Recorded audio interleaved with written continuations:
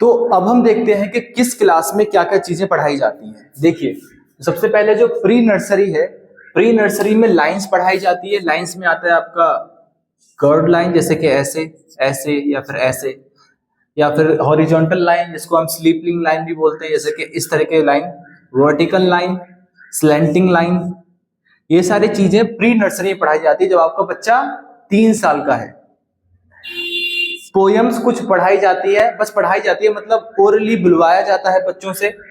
अ से अंग तक पढ़ाया जाता है, ए टू जेड बुलवाया जाता है, पढ़ाया जाता है, और 1 से लेकर 20 तक नंबर्स पढ़ाए जाते हैं।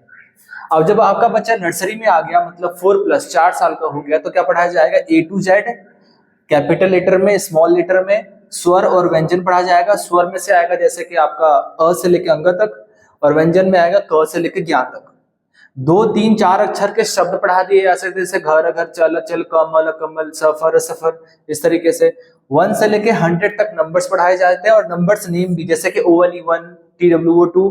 उसके बाद फ्रूट्स नेम, और जो वेजिटेबल्स नेम और फ्लावर्स नेम, इस तरह एनिमल्स नेम भी हो सकते हैं। ये सब ओरली पढ़ाए जाते हैं, रिटन में नहीं पढ़ाया जाता। अब हम इस पे आते हैं केजी में। केजी में जब आपका बच्चा 5 साल का हो जाता है तो क्या क्या पढ़ाया जाता है? वॉवल्स पढ़ाया जाता है, जैसे कि A E I O U और उसका यूज।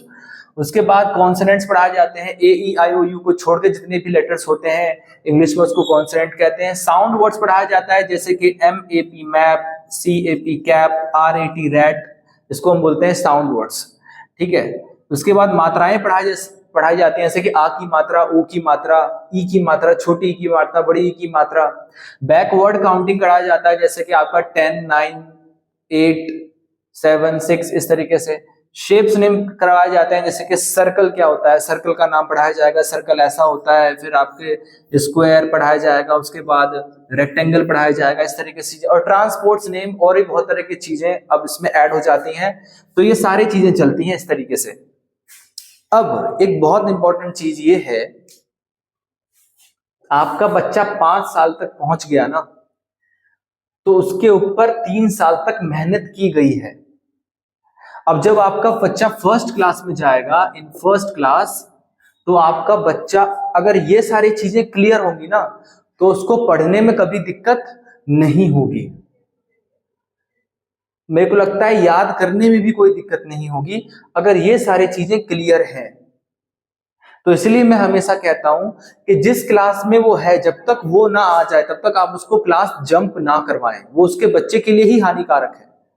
एज के टेंशन में ना रहे कि एज है तो वो है। जब वो पढ़ना सीख जाएगा ना, तब आप उसको डायरेक्ट 10th में डाल दो। 1-2 क्लास तो भैया हल्की फुल्की चीज है कि 1 क्लास जंप करवाना। मैं तो कह रहा हूं 5वीं क्लास में अगर ठीक ठाक है आपका बच्चा, 5वीं क्लास की बुक को एकदम खत्म कर सकता है, उसको डायरेक्ट 10th में डाल दो। लेकिन ये बहुत गलत हो जाता है बच्चे के साथ कि उसको कुछ भी नहीं आ रहा है और आप उसको क्लास भी जंप करवा रहे हो। अरे आपको जंप ही करवाना है ना, क्लास करवाओ। जंप क्या करवाना है जंप में? मैं तो कह रहा हूं 2-3 क्लास नहीं, 4 क्लास जंप करवा दो। लेकिन इस तरीके से नहीं कि उसको कुछ आता भी नहीं है फिर भी क्लास जंप मार रहे हो। अगर आता है, याद कर सकता है चीजों को, 10-15 चीजें आसानी से रट सकता है, तो मार दो जंप, क्या दिक्कत है? यही मेरा हमेशा कंसर्न रहता है कि क्या फायदा ऐसी पढ़ाई का, जो कि आप 10th क्लास में आ गए और आप 5वीं क्लास की बुक देखते हो तो यार ये तो आता नहीं है।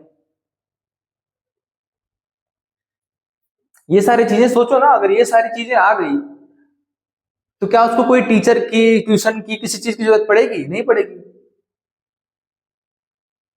चलिए ठीक है। Thank you so much watching this video.